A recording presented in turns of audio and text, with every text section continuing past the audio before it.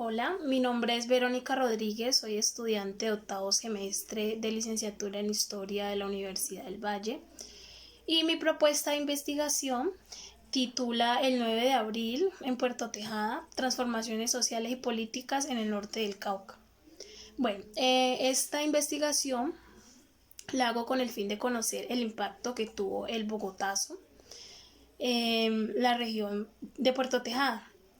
¿Por qué el Bogotazo y por qué Puerto Tejada? En primer lugar, Puerto Tejada es un pueblo que está bastante ligado, fuertemente ligado a la tradición liberal desde su creación. ¿Por qué? Porque es un pueblo donde llegan esclavos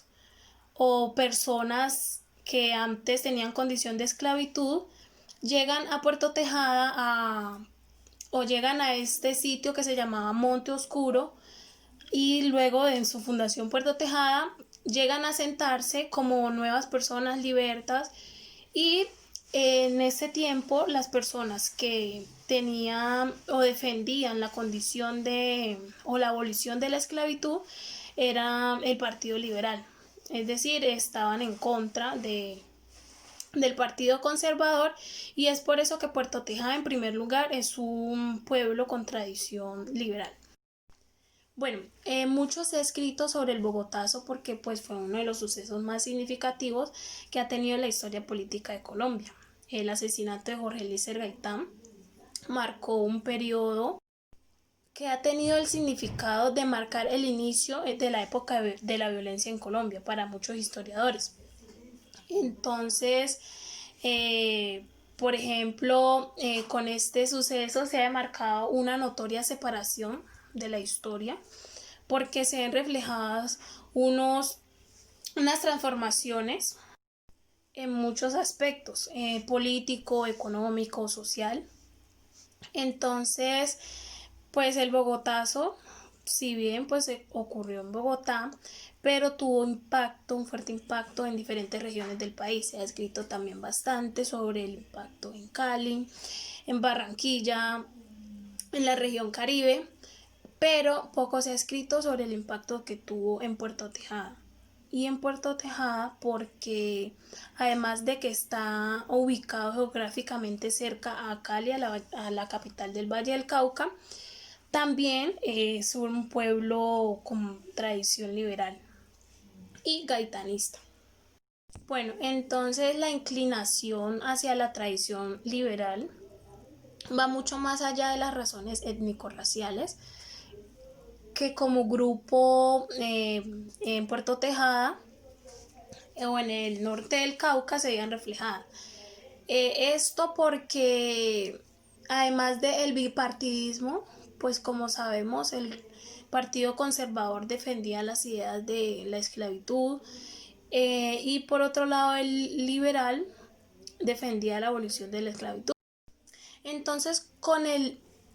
liderazgo político negro surge como una forma de oponerse a aquellas direcciones que estaban estipuladas. Es decir, se buscaba una autonomía que favorecía a los habitantes del norte del Cauca. Por ejemplo, aquí en Puerto Tejada, donde se permitía mejorar asuntos propiamente políticos de la región y alcanzar el nombramiento de sus propios representantes a nivel regional y nacional. Puerto Tejada también se convirtió en un lugar lleno de personalidades que además de la política se dedicaban al comercio. Puerto Tejada estuvo ligado todavía a Cali porque por medio del comercio, la navegación en el río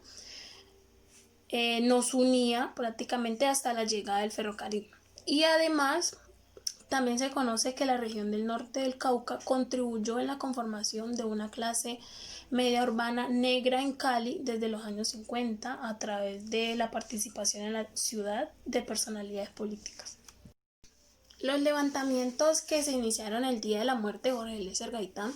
en territorios de todo el país se resumen a destrucción de lugares importantes de las ciudades, saqueos y asesinatos. Por ejemplo, se dice que aquí en Puerto Tejada los sucesos del 9 de abril se le denominaron el Puerto Tejazo pues se dice que en algunos pobladores liberales asesinaron a algunos conservadores notables, los decapitaron y posteriormente jugaban fútbol con sus cabezas. Esto fue tenido por la reacción del comandante en ese momento de la tercera brigada, Gustavo Rojas Pinilla, que se encargó de disipar las revueltas y devolver el orden en la ciudad de Cali y el resto de las proximidades. Bueno, entonces de acuerdo a esto, esta investigación consiste en hacer un análisis de las transformaciones en la morfología social, que según la sociología de Durkheim se entiende por lo relativo al sustrato material de las sociedades y al estudio de las poblaciones donde se incluyen los movimientos, la distribución, empleo, conformación urbana y rural, entre otras cosas, y a la vez política que surgieron con este suceso, o sea, el Bogotazo, en el norte del Cauca. En este caso, mencionando principalmente a la población de Puerto Tejada, haciendo énfasis en rastrear las verdaderas causas de este levantamiento popular y entender por qué si Puerto Tejada era un pueblo ligado a la tradición gaitanista y arraigado al liberalismo radical, sus intentos por el control y establecimiento político como grupo marginado no tuvo el desarrollo y final que se pretendía. Entonces, la intención en este trabajo investigativo es entender si este levantamiento, en términos generales, fue espontáneo y sin ninguna coordinación, o si esta disidencia configurada correspondía de forma directa con el conflicto bipartidista, o por otra parte, si existían otras pautas o escenarios de configuración y generación del conflicto que superaban el plano liberal conservador, que gracias a este acontecimiento funcionó como una especie de detonante para el inicio y ejecución de estos actos mencionados anteriormente. En este trabajo se plantea de alguna manera qué tan desfavorable fue el hecho de que para muchos sectores sociales aquella forma de expresión de la acción popular presentada en ese momento, es decir, la resistencia civil, fuera considerada el origen de la violencia, porque si bien entendemos para muchas posturas este movimiento fue liderado por la clase media, que eran los seguidores de Gaitán, y teniendo en cuenta el caso de Puerto Tejada como un pueblo negro buscando un espacio en la vida política y representación nacional, donde la tradición gaitanista estaba enmarcada en un plano liberal de izquierda, porque dentro del mismo partido se produjo una división, como sabemos. Uno se conformaban por un lado como los liberales capitalistas, por decirlo así, donde se llevaban a cabo las relaciones internas del Partido Liberal. Y por otro lado había una parte del Partido Liberal que se inclinaba por el socialismo y sugerían cambios mucho más radicales, ¿ya? Entonces, la libertad que mucha gente negra buscó en la pertenencia política a este partido tuvo muchos significados históricos relacionados con las reformas sociales, la marginación, la educación y también las reformas agrarias, por supuesto, porque Puerto Tejada como un pueblo campesino también. Pero con las diferentes dificultades en el interior del partido, como símbolo de la libertad llegó a representar mejor como un argumento de propaganda y no la realidad. Bueno, de acuerdo a la teoría de los establecidos y los marginados, y en esta investigación se va a hacer un análisis de eso. Por ejemplo, los establecidos, en este caso, sería la clase gobernante o los conservadores, que eran los que en esa época tenían el poder político, y estaban los marginados, que eran aquellos invisibilizados que buscaban por diferentes cuestiones una participación política. Por ejemplo, eran los seguidores del Partido Liberal o gaitanistas que de alguna manera buscaban la integración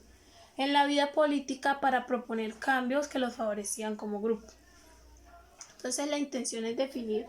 y explicar si un acontecimiento como lo fue el Bogotazo fue una manera de penetrar en la sociedad por parte de estos grupos marginados, aprovechando este suceso como un ligero impulso a la posibilidad de una revolución del pueblo cansado de la discriminación y la falta de oportunidades. El objetivo de esta investigación es conocer a través del análisis descriptivo e interpretativo el impacto que generó el fenómeno del Bogotazo en la región norte del Cauca, o sea, Puerto Tejada, que se consideraba como una localidad fuertemente ligada al gaitanismo. Objetivos específicos: en primer lugar, realizar un mapa de la vida pública portejadeña para entender qué transformaciones sufrieron con la entrada del gaitanismo en la vida política nacional.